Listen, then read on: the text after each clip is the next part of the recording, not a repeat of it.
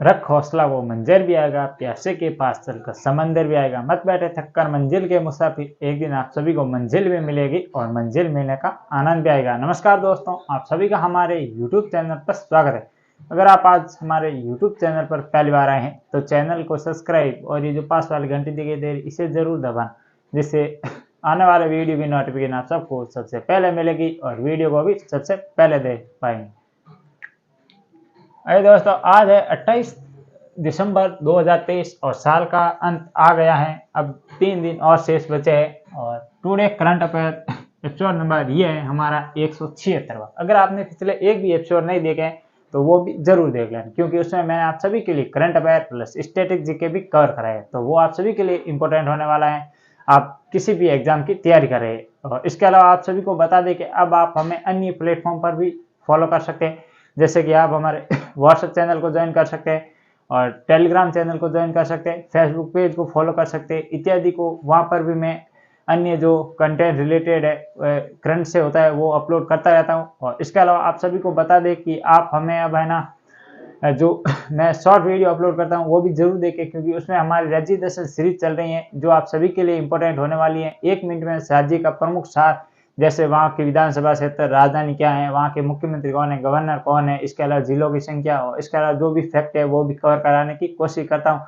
और इसके अलावा अब हम क्या करने वाले हैं कि आप सभी ने देखा होगा कि हाँ, मैंने कम्युनिटी पोस्ट में ही जो क्वेश्चन अपलोड होते हैं वो तो प्रतिदिन होते ही हैं, और उसके अलावा अब मैं लिखित में क्वेश्चन अपलोड और कर रहा हूँ। जैसे क्वेश्चन और उसके 4 ऑप्शन हो गए, तो आपको उन ऑप्शन में से एक को राइट करना है, वो भी प्रतिदिन एक अपलोड करने की कोशिश करूंगा, जिससे कि आप किसी भी एग्जाम की तैयारी कर रहे हो तो उसमें वो वहां से क्वेश्चन आ सके।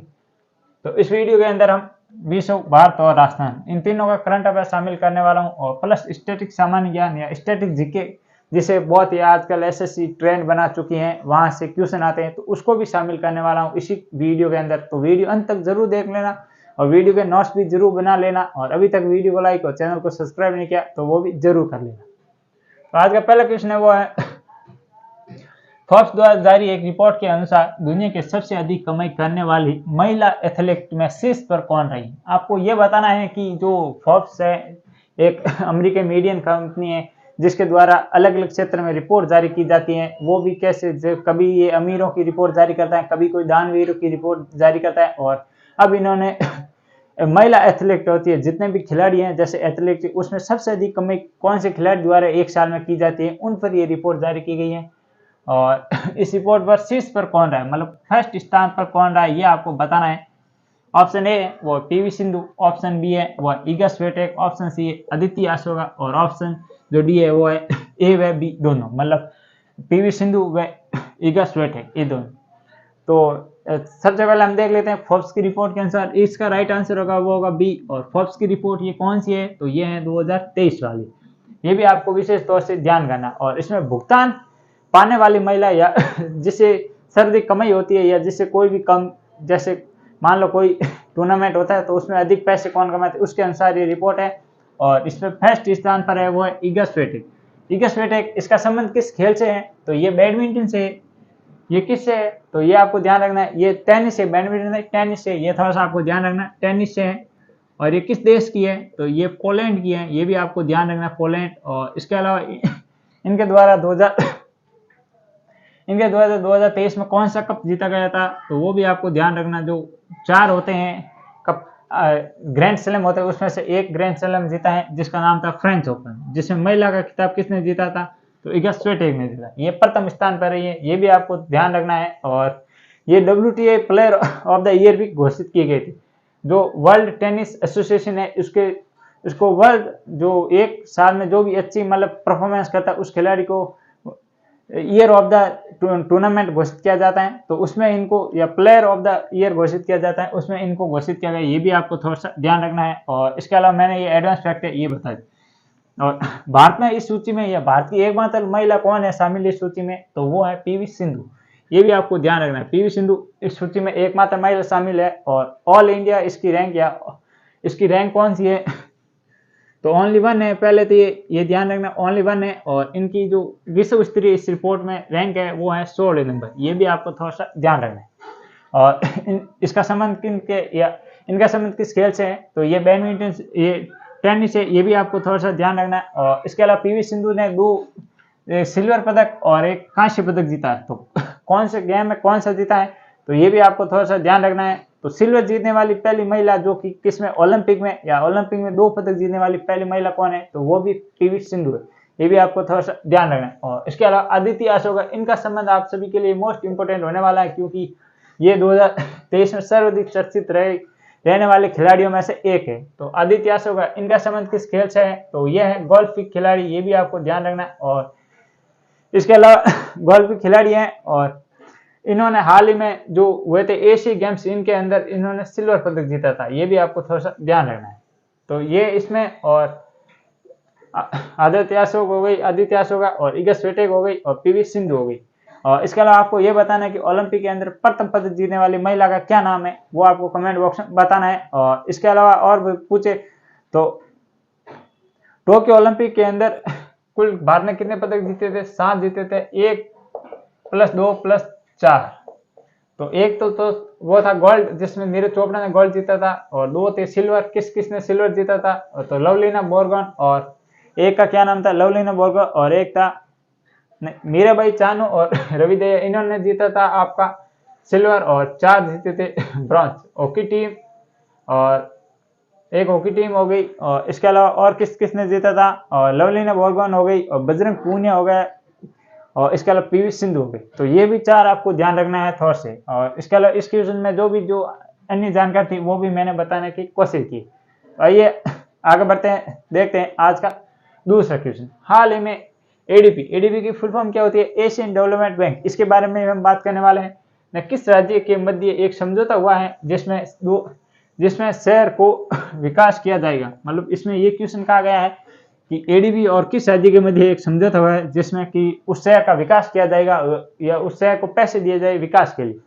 ऑप्शन ए वो है मणिपुर, ऑप्शन बी है वो है त्रिपुरा, ऑप्शन सी है असम, और ऑप्शन डी है वो है तमिलनाडु। तो इसका राइट आंसर होगा वो होगा ऑप्शन नंबर बी, त्रिपुरा। ध्यान रखना, त्रिपुरा और एडीबी के बीच एक समझौता हुआ है जिसके अंदर मतलब इनको विकास के लिए पैसे दिए जाएंगे, ये भी आपको ध्यान रख। कितनी राशि दी जाएगी उस पर भी हम बात करने वाले हैं, क्यों दिए जाएंगे ये भी हम बात करने वाले हैं। तो सबसे पहले देख लेते हैं एडीबी के बारे में। एडीबी की फुल फॉर्म होती है एशियन डेवलपमेंट विकास, Asian development bank, Asian development bank, ये इसकी फुल फॉर्म होती है। और इसकी जो स्थापना है वो कब हुई थी, तो इसकी स्थापना होती है 1966 के अंदर, 1966 के अंदर स्थापना हुई थी। और इसका मुख्यालय कहाँ पर है, तो वो है आपका, इसका मुख्यालय कहाँ पर है, मनीला फिलीपींस के अंदर, मनीला फिलीपींस के अंदर इसका मुख्यालय है। ये भी आपको थोड़ा सा ध्यान रखना है। और इसके वर्तमान में अध्यक्ष कौन है एडीबी, तो ये है डिल्मा रोसेफ, अध्यक्ष कह सकते हैं या हेड कह सकते हैं, वो है डिल्मा रोसेफ। जो महिला है ये भी ध्यान रखना डिल्मा रोसेफ। और इसके अलावा इसको त्रिपुरा को ये जो आर्थिक विकास के लिए कह सकते हैं, या उस शहर के लिए मतलब शहरी विकास, जल उपचार और जल आपूर्ति, सड़क इत्यादि निर्माण के लिए ये पैसे दिए गए थे, ये भी ध्यान रखें। और त्रिपुरा के मुख्यमंत्री कौन है, तो त्रिपुरा के मुख्यमंत्री कौन है ये आपको बताना है। और इसके अलावा और देखें तो त्रिपुरा की राजधानी क्या है, ये 2 आपको मुख्यमंत्री सीएम और राजधानी कौन है ये दोनों आपको बताना है। जबकि इनके राज्यपाल है वो इंद्रपाल सिंह, ये भी आपको ध्यान रखना है। इसका मणिपुर के सीएम कौन है, तो मानिक शाह, ये भी ध्यान रखना है मणिपुर के मानिक शाह। और मणिपुर की राजधानी क्या है ये आपको कमेंट बॉक्स में बताना है। असम के मुख्यमंत्री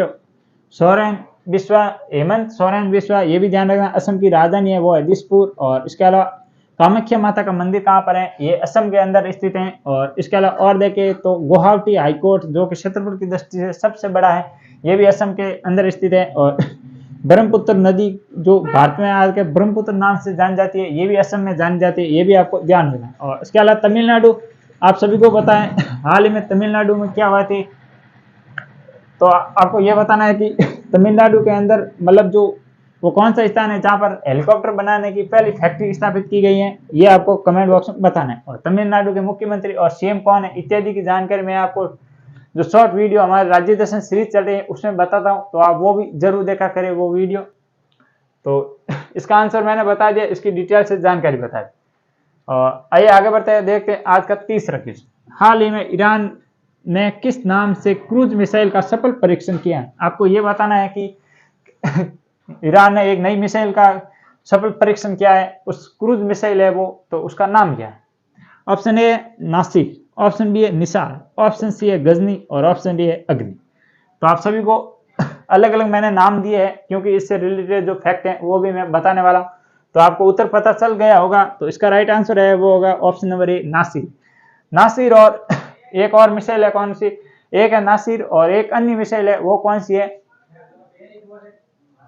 नासिर और तहबत, ये दो मिसाइल है, ये हाल ही में इसका सफल परीक्षण किया ईरान के द्वारा। क्यों किया गया ईरान के द्वारा? क्योंकि उसका पड़ोसी देश है इजराइल, जो कि लगातार शक्तिशाली हो रहा है, तो ईरान भी समय समय पर परीक्षण करता रहता है, तो इसलिए ये मिसाइल आपको ध्यान रखना है। और इसके अलावा निसार, तो ये किस देश की मिसाइल है निसार, ये आपको कमेंट बॉक्स में बताना है। और गजनी ये कहाँ की है? तो ये है पाकिस्तान की, ये भी ध्यान रखना है। और अग्नि कहाँ की है? तो ये है भारत की। और अग्नि की कितनी सीरीज आ चुकी है? तो 5 सीरीज अग्नि की आ चुकी है, ये भी ध्यान रखना है। बैलिस्टिक मिसाइल है, ये भी आपको थोड़ा सा ध्यान रखना है। तो इसका सफल परीक्षण हो चुका है और ये ईरान देश के द्वारा किया गया है। ईरान की राजधानी है तेहरान, ये भी आपको ध्यान रखना है। यहाँ पे लिख देता हूँ तेहरान। और इसके अलावा गजनी ये पाकिस्तान की है, ये भी। और खैबर किसकी है ये आपको बताना। जो खैबर मिसाइल है ये किसकी है? तो ये है अफगानिस्तान की, ये भी ध्यान रखना है। और इसके अलावा और बता दूं मैं आपको एक नया फैक्ट कि ईरान, इधर ईरान हो गया, इधर हो गया अफगानिस्तान और इधर हो गया पाक, इन तीनों को मिलाकर एक बेल्ट बनता है, या इन तीनों के मध्य क्षेत्र ये अफीम के लिए जाना जाता है, अफीम उत्पादन के लिए, ये भी आपको ध्यान रखना है। और इसके अलावा गोल्डन ट्राइंगल है वो किन 3 देशों के मध्य है? तो गोल्डन ट्राइंगल है वो मैं इधर लिख देता हूं। तो गोल्डन ट्राइंगल है तो वो 3 देश कौन कौन से? म्यांमार एक, और एक हो गया थाईलैंड, और एक हो गया है आपका लाओस।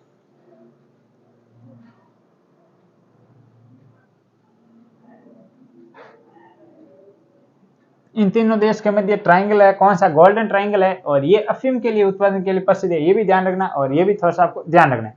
तो ये था तीसरा क्वेश्चन, और इससे संबंधित जो भी मिसाइलें थी वो मैंने बता दिया। अब आपको एक ये क्वेश्चन बताना है कि भारत सरकार द्वारा एक प्रोजेक्ट शुरू किया गया था और उसका नाम क्या था? तो वो था इंटरकॉन्टिनेंट गाइडेड मिसाइल। तो वो प्रोजेक्ट कब शुरू किया गया और इसके अलावा उसके तहत किन मिसाइलों का निर्माण किया गया? तो वो मिसाइलें थी वो थी पटना, PATNA। तो इसकी फुल फॉर्म क्या होगी? पृथ्वी, अग्नि, त्रिशूल, नाग और आकाश, ये इन मिसाइलों का निर्माण किया गया। तो आपको उस प्रोजेक्ट का नाम बताना है और उसकी शुरुआत कब हुई, ये दोनों आपको बताना है। आइए आगे बढ़ते हैं, देखते हैं आज का चौथा क्वेश्चन। हाल ही में अर्जेंटीना और किस देश के मध्य 5 लिथियम ब्लॉक के लिए समझौता हुआ है? तो ये क्वेश्चन मैंने बहुत घुमा के प्रस्तुत किया है। आजकल देखे गए हैं कि करंट के क्वेश्चन सीधे कम आ रहे हैं और घुमा घुमा के अधिक पूछे जा रहे हैं, तो इसलिए मैंने भी इसे थोड़ा सा घुमा कर दिया है कि हाल ही में अर्जेंटीना और किस देश के मध्य लिथियम ब्लॉक के लिए समझौते हुए हैं। ऑप्शन ए है वो है यूएसए, ऑप्शन बी है नेपाल, ऑप्शन सी है भारत और ऑप्शन डी है फ्रांस। तो इसका राइट आंसर होगा वो तो होगा भारत। हाल ही में भारत और अर्जेंटीना के मध्य ये समझौता हुआ है और लिथियम के लेकर हुआ है, क्योंकि लिथियम के आप सभी को पता होगा भारत बाहर से आयात करता है। और क्यों करता है? क्योंकि इसका मुख्य रूप से उपयोग किया जाता है, वो किया जाता है बैटरियों के अंदर, तो इसलिए यहाँ पर ये समझौता हुआ है, ये भी ध्यान रखना है। और इसके अलावा अर्जेंटीना की राजधानी है वो है ब्यूनस आयरस, और ये भी आपको इसको थोड़ा सा ध्यान रखना है। और इसके अलावा और देखें तो फ्रांस की राजधानी है वो है पेरिस। किस नदी के किनारे है? तो सीन नदी के किनारे है। और भारत की नई दिल्ली हो गई है। और इसके अलावा यूएसए की राजधानी है वॉशिंगटन DC, ये भी आपको थोड़ा सा ध्यान रखना है। आइए आगे बढ़ते हैं, देखते हैं आज का 5 क्वेश्चन। ये थे 4 क्वेश्चन जिसमें मैंने आपको विश्व भारत करंट अफेयर बताए हैं, और ये 2 क्वेश्चन है ये हैं special Rajasthan current affair plus Rajasthan static GK. जो भी राजस्थान एग्जाम की तैयारी करे उनके लिए भी ये वीडियो इंपॉर्टेंट होने वाले हैं, क्योंकि ये 2 क्वेश्चन करंट से रिलेटेड मैं प्रत्येक वीडियो में अपलोड करता रहता हूँ। यूट्यूब पर एकमात्र ये कक्षा है जिसमें आपको विश्व, भारत और राजस्थान इन तीनों का करंट अफेयर एक ही साथ मिलता है। तो ये क्लास पूरी जरूर देखें और इसके नोट्स भी जरूर बना लें। आज का 5वां क्वेश्चन है वो है, हाल ही में चर्चा में रहा भगवान आदिनाथ का भव्य मंदिर कहां पर बन रहा है। पहले तो मैं आपको बता दूं, भगवान आदिनाथ का जो यह रूप है ये महादेव जी का ही रूप है, ये भी ध्यान रखना, महादेव जी का ही रूप है, भगवान महादेव जी का ये अन्य रूप है। तो ये भगवान आदिनाथ का मंदिर बन रहा है, भव्य मंदिर। तो ये कहां पर बन रहा है ये आपको बताना। ऑप्शन ए है अजमेर, ऑप्शन बी है भरतपुर, ऑप्शन सी है जोधपुर और ऑप्शन डी है बीकानेर। तो कहां पर बन रहा है, तो ये बन रहा है अजमेर के अंदर। अजमेर में कहां पर, तो किशनगढ़ के अंदर बन रहा है। और इसमें ये विशेषता है कि ये है ना, इस मंदिर के अंदर सीमेंट और सरियों का उपयोग नहीं किया जा रहा है, ये इसकी प्रमुख विशेषता है। और इसलिए ये, और इसमें प्रमुख रूप से पत्थर, लाल पत्थर का उपयोग किया जा रहा है, जो कि बंसी पहाड़पुर की जो पहाड़ी है वहां से इनका जो पत्थर लाए जा रहे हैं और इसमें उपयोग किया जा रहा है। ये भी आपको थोड़ा सा ध्यान रखना है। और इसके अलावा आपको ये बताना है कि जोधपुर की कोई 2 या आपको करंट से रिलेटेड कोई बात है तो वो भी कमेंट बॉक्स में लिखनी है। और इसके अलावा बीकानेर से कोई रिलेटेड कोई भी जानकारी है तो वो भी जरूर लिखनी है। और आज का जो 6वां क्वेश्चन है वो है, राजस्थान का नवीनतम रोपवे नीमच माता रोपवे बनकर तैयार हुआ है। तो आपको ये बताना है कि वो किस राज्य में स्थित है, मतलब किस जिले में स्थित है। ऑप्शन ए है वो है जयपुर, ऑप्शन बी है पाली, ऑप्शन सी है उदयपुर और ऑप्शन डी है डूंगर। तो वो कहां पर है, तो वो है उदयपुर के अंदर। ये भी ध्यान रखना। राजस्थान में कुल कितने रोपवे हो चुके हैं, तो ये 6 नंबर का रोपवे है, इससे पहले 5 बनकर तैयार हो चुके। तो आपको ये बताना है कि जो कौन कौन से वो रोपवे हैं जो ये बनकर तैयार हो चुके हैं, जो पहले 5 कौन कौन से थे, तो वो आपको सही क्रमवाही और सालवाही बताना है। और इसकी मैं जल्द ही एक शॉर्ट वीडियो लाने वाला हूँ जिसके अंदर राजस्थान के प्रमुख रोपवे मैं क्रम से बता दूंगा, कौन सा प्रथम था और कब उसे खोला गया था या कब बना था, वो भी मैं बताने वाला हूँ। इसलिए इस वीडियो के अंदर हम रोपवे पर चर्चा नहीं कर रहे, इतना कर रहे हैं कि ये रोपवे बनकर तैयार हो गया। तो ये थोड़ा सा आपको ध्यान रखें। तो ये थे आज के कुछ 6 क्वेश्चन। कैसे लगे मुझे कमेंट बॉक्स में जरूर बता देना। तो वीडियो को लाइक और चैनल को सब्सक्राइब भी जरूर कर देना। इसी प्रकार की अन्य वीडियो देखने के लिए आज के लिए इतना ही। कल फिर मिलेंगे इसी जोश और जुनून के साथ। तब तक के लिए जय हिंद, जय भारत।